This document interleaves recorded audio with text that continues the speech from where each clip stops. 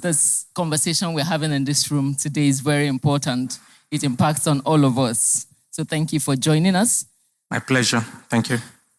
I'd just like to start with something that is very key to everybody seated in this room: power.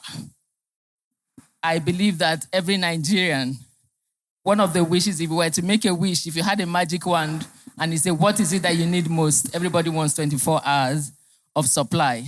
And data says that 90 million people are without energy supply. How is Total Energy? One of the reasons why you're here is because your organization is at the forefront of ensuring that the environment is safe and ensuring energy access. How is Total Energy redefining energy access through solarizing service stations across Niger Delta? Okay, thank you so much. For Total Energies, the first thing you need to know is that since 2022, we changed our name from Total to Total Energies, and it was an intentional act. It was a message that we sent across the globe to show that we are in the business to provide sustainable energy with less emissions. So we positioned ourselves to provide all the types of energy that is required in the energy mix that will help us to arrive at net zero. So aside the conventional fossil energy that is provided, we also provide the solar powered energy from wind, energy from other sources like hydrogen, and some other ones like that we are still working on. Like somebody mentioned CCS here today. We also in that space. But coming specifically for our downstream operations, where you asked the question about our service stations, we have a global objective of solarizing 5,000 service stations. And this will represent about 200 megawatts of clean electricity. And this will lead to the removal of about 100 kilotons of CO2 from the planet on an annual basis. In Nigeria, so far, as at the end of 2024, we had solarized more than 250 service stations. And I will tell you that even some of our stations are off the grid today. They can, provide their own power from the solar. So this 250 represents about 50% of the service stations we have. So we still have about another 250 plus to do that. So that is clean energy, clean electricity that we're providing, and the removing associated CO2 that would have been otherwise released if we didn't use clean energy. Then in our service stations today also, if you go, every of our service stations, you will have access to solar lamps, solar home kits. We provide even to students. Like last year, 2024, we provided free of charge or donated 1,800 solar lamps free of charge to students, especially those in the SS3, so that they can use them in our communities where there are no light, or they use kerosene lantern. So in that way, we are trying to substitute use of fossil fuel, and they're trying to introduce, clean electricity. So we are also providing solar electrification to our communities wherever we operate. So there are a lot of things we are doing to provide clean electrons, or what we call green electricity, within Nigeria, particularly through our downstream operations. Thank you very much. One of the things that TEDxPortHarcourt is doing is to ensure that everybody is brought to the room. Earlier on, Professor Magnus had mentioned moving from shareholding to stakeholding. And that means that everyone in this room has a stake in our environment, making it clean. And there's this buzz about carbon credits. You know, it's out there. People use the word carbon credits, zero emissions, and all of that. In your capacity or as an organization, how have you been able to bring practices that will reduce carbon credits or reduce carbon emissions? What are you doing about it? Because that's one of the talks that we are having in this room today is how do we reduce that? Maybe before I answer the question more deeply, I would just say that we were the first 3 years ago to receive carbon credits of several millions of euros for the effort we put on our Orphan 2 project. Orphan 2 project was a project where we valorized the gas that was being flared, more than 1 million standard cubic meter of gas a day, and we converted that to gas exports, into LNG, and for that we received carbon credit, and up to today we still benefit from that carbon credit, and we're sharing it with that revenue with NNPC, who is our partner. So in that, I think we are the foremost to have entered into that. But talking about emissions generally, we know that energy is important. All of us here use energy. In this room, we're using energy. What I'm using to talk, this microphone is powered by energy. And of course, we know that today, the most predominant form of energy we use today is coming from fossil fuels. Okay, we are advocates of the energy mix that will help us attain net zero. You don't attain it in one day. So, but today, the fossil fuel production, what are we doing to combat the emissions that are associated with it? There are several axes. We know that one of the highest contributor to emissions in fossil fuel production is gas flaring.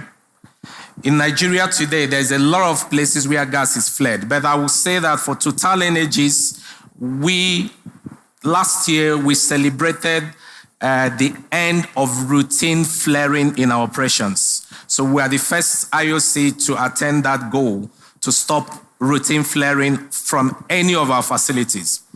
Now we're going further. There's what they call safety flaring. Safety flaring is that little flare that you will see that helps to prevent the ingress of air that can lift an explosive atmosphere in your installation. So they call it pilot gas or safety flare. So now we are designing what we call closed flare, so that that pilot flare will no longer be there. You substitute it with nitrogen, if at all you need to do that, and then you recover that gas also and export it. So we're doing what we call closed flare systems now.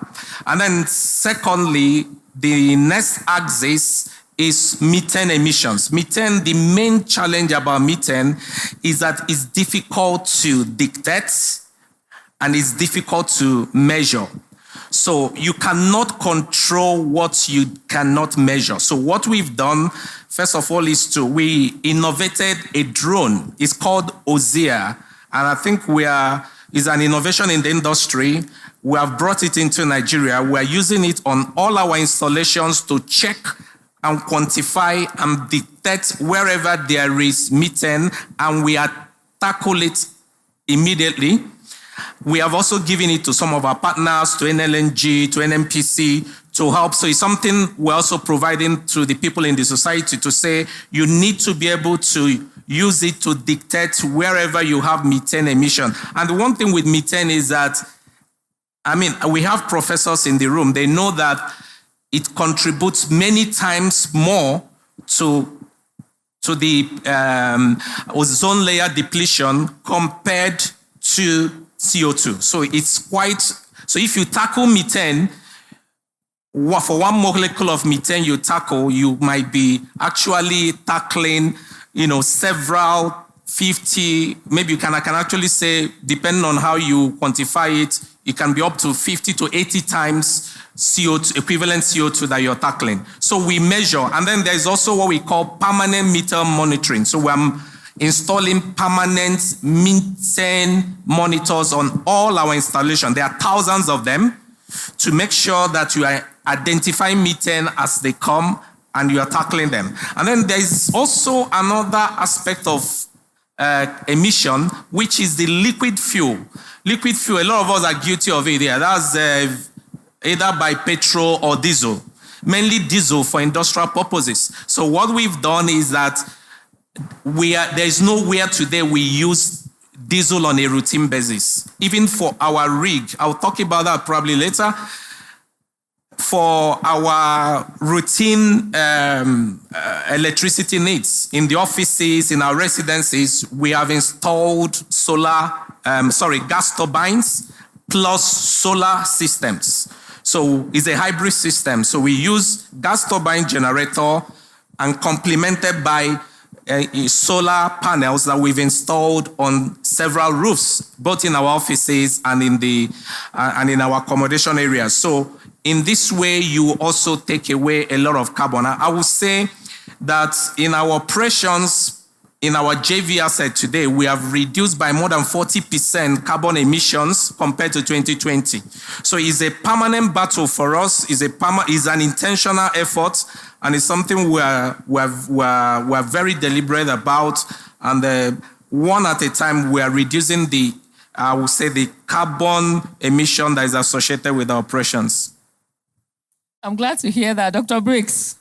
I'm sure you'll be glad to hear that because some of the statistics you gave was quite scary. So I'm happy that Total is looking towards all of this, and I'm glad we're having this conversation. So while you were walking in, I'm sure if you looked to the people in the room, you will see that there are like 70% of youth in this room.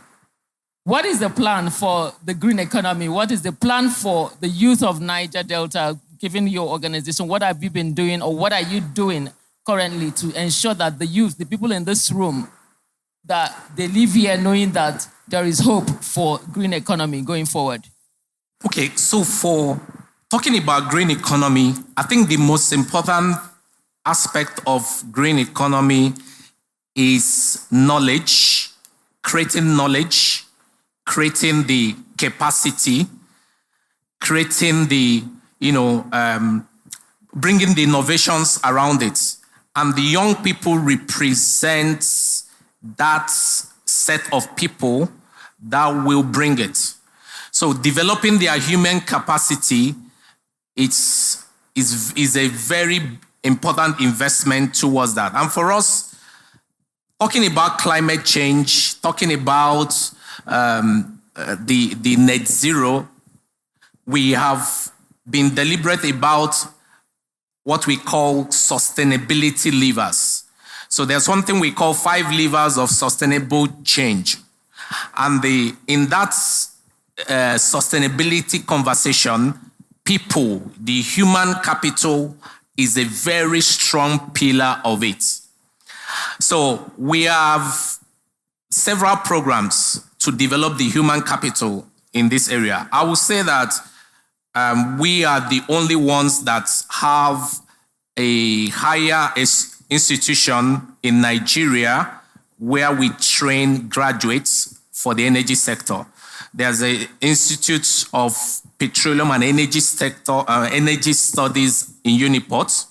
This institute is done in partnership with Institute of Petroleum Studies in France. So this center has been there for about 20 years. But in the last 3 years, we rebranded it. We changed the curriculum to now extend it into energy studies. Now there is a study of renewable energies. There's a study of green technology and innovation. And I would say that this school produces people with MSc and people with PGD. And I would say today we can be proud that we've produced more than 700 graduates, both for the MSc and the PGD track. And most of them are fully deployed in the industry, providing, I would say, the needed knowledge, the needed innovation that would take us to where we want to get to. And then in terms of teachers, because also when you talk about young people, they are being taught by teachers. So we have a program that we call MIT Empowering the Teachers program with the US, Massachusetts Institute of Technology in the US. So far, we've taken 100 professors to that place, for this program, empowering teachers fellowship. And they go, they prepare them, they empower them, and they come back to empower these students. Apart from that, there are also what we call, for young people, we have what we call Startup program. This is to encourage innovation and young people who have ideas, startup ideas. And most of the people that have won it in the last couple of years are in renewable energy, circular economy, agriculture, and all of those kind of areas. So we also have other forms of scholarship, local scholarship, both from secondary school up to a master's degree, international foreign scholarship for certain students and certain areas, particularly those from our host communities. So there are a lot of all these empowerment initiatives that are available, both for those from our host communities and those also not from our host communities. And all of these are all geared towards empowering them. And maybe before I leave this, we have also what we call internship processes. So we have a young graduate program that we take in young graduates for 1 year. They go through our process and they get trained and they're recruited in the process. We also arrange excursions or short-term assignments for them to our installations so that they can also learn. So there are a lot of various initiatives like this. Thank you very much. Just to ask, on behalf of you that you're sitting there and you're wondering, how can I ask this question? How do they access this in your website? Where do they go to? Because we need to be talking and be doing at the same time. If you go to totalenergies.com/ng, you will see it, or .ng. You would access all the information there. You will see Total Energies downstream, Total Energies upstream, and you will see opportunities. Some of them are seasonal. When they come, you access them. If you don't see what you want, just send a mail to the webmaster. You will see an email there, and you ask the question, and they will respond to you and direct you to the right place. Thank you very much, sir. Speaking of, we are told that to manage the environment, everybody has shared responsibility. Sometimes that's why they tell you to separate your waste when you're at home. How about the offices? How about the operational sites? What are you doing to ensure that you're also contributing, aside what you have mentioned?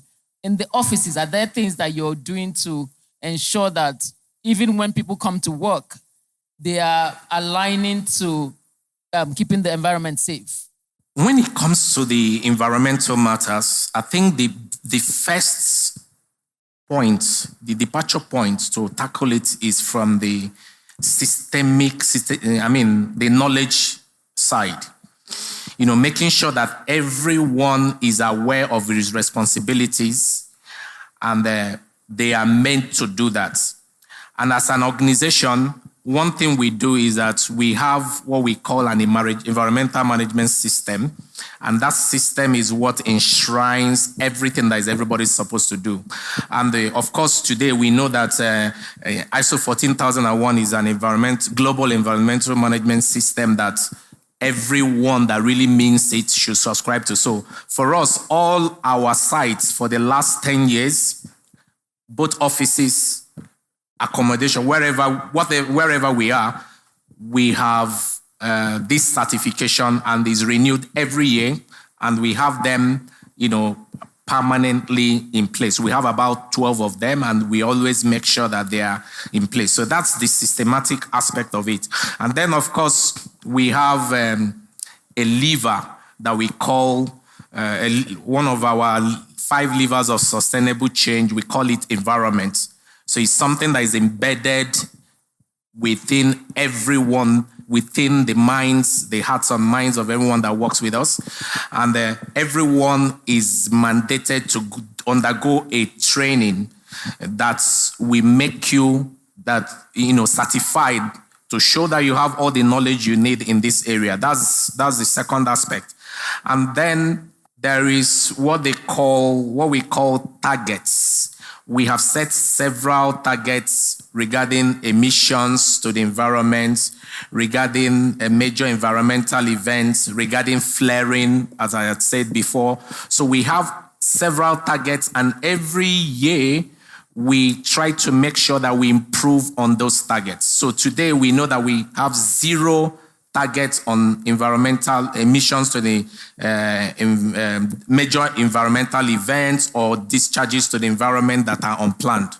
So all of these are things that we do to make sure that on a systematic basis, the environment is taken into account in what we do. And then if you talk about waste management specifically, of course, talking about waste segregation, that's already, I think that's already an old thing. Now we have gone past that. We are now gone into recycling of waste. That's the circular economy that we're talking about. And I would cite and I would just say something that is very practical. Since 2022, we inaugurated and started a plastic recycling plant. We are not in the plastic business here in Nigeria. We're just into upstream oil and gas. But we wanted to demonstrate that it's possible. We built it at Elelewon. Some of you are welcome to come for excursion on it. This is a project we executed together, partnered with the United Nations UNITA, is at Elelewon. And since that time, we have processed, we have removed more than 1,000 tons of plastics from the environment. And we have converted these to polypropylene pellets, and we have a lot of people employed there, a lot of them women and young people that are working there from that community at Elelewon. This is a very practical way of demonstrating environmental stewardship and the waste management.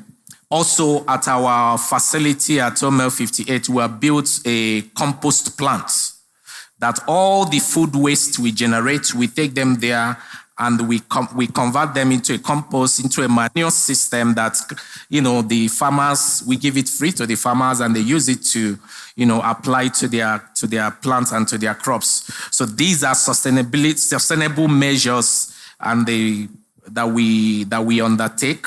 And they are not just only, it's not just about waste management, waste segregation. So it's now creating money from it also. And that's the circular economy we're talking about. So, and these are the pillars of sustainability so that we're talking about when we have this conversation around climate stewardship.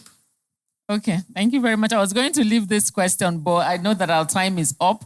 But I really think that people in this room would want to hear about what you're doing for the host communities, because your legacy infrastructure program as well is a 2-in-1 question. So quickly talk about the legacy infrastructure you have to reduce reduce carbon, and what are you doing for the host communities. I wouldn't ask directly what you're doing because the PIA says 3% of that money already goes to host communities. But what are you following up? What has been done so far? Okay, I know. Let me start from the legacy assets. We have an asset that is, the block is OML 58. It's some of you here might come from that area, from the Egi area. And we've been there for more than 60 years. We have been producing there for more than 60 years, oil and gas. And the assets, and the community around us, we have a very robust relationship with them. So I can actually talk about host community and about legacy assets. So talking about legacy assets that we're still using and trying to work with it under the new energy mindset. Recently, we launched Ubeta Project. Ubeta Project is a gas field that is in this block. And is going to produce about 350 million standard cubic feet of gas a day for the NLNG Train 7. And you can know that this quantity is reasonable, but the emissions, the carbon intensity on it is about 0.4 kg per barrel of oil equivalent. There are not many places you can see this. So in terms of emission intensity is very, very minimal. So that is what we are doing today to get energy that has low carbon, low emission. We get more energy, but with very low emissions. And in doing this, we use existing facility. We're not building a new treatment center. We're not building a new right-of-way. We're using existing right-of-way. We're sending to an existing plant. So in that way, you minimize footprint. You're not buying more land from the community. You're not using more of their farmland. So you use existing facilities. And for this place also, we are building 5 megawatts solar plant that is going to start up next month at Obite. Those of you from Obite can confirm that. 5 megawatts of solar plant that we are going to use to, mix the already turbine generated power. So in that way, you have a hybrid power with less, emissions. So, and that is part of what we're doing to be able to make sure that even though we're operating within a community, we are making sure that the impact is less. And then in terms of, you talked about 3% OPEX. So that's coming from the law. We were the first in the industry to set up 5 trusts since 2022.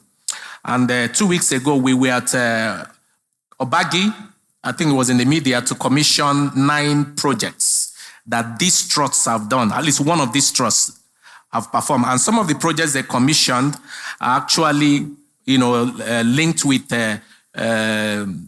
climate. For instance, they chose within themselves to build a LPG gas plant, because they say their people are still instead of them using firewood, they can actually go use gas. So with the money we provide them from this 3%, they build this gas plant, and the gas will be sold cheap to the community, and they will manage it. So you see, together they're getting the consciousness and the awareness of climate stewardship. And also, we are providing them today. More than 100,000 inhabitants are receiving electricity from us. Solar, we also have solar-powered water systems that is serving about 17 communities. We have, you talked about Ubeta. For every tree that was removed when they were trying to drill the well, we have done a reforestation project to replace them. So we have also a biodiversity center that's been created within the community. So there are so many things that we've done, and we do it together with them. And I told you we have 5 trusts. What is happening in this particular trust is also being replicated in the other trusts. So together, we are working together with them, with our host communities, to make sure that there is a shared, and the Prof talked about stakeholdership. So it's not about shareholders mindset now, it's about stakeholders. So we're working with them as stakeholders, as partners, and we have, I would say, a very robust relationship that is positive up to today. Thank you. Thank you very much. And that is the reason why we're having TEDxPortHarcourt. Let's hear from all the stakeholders and let the information be complete. Thank you very much, Mr. Obi, for joining us at this session. Thank you.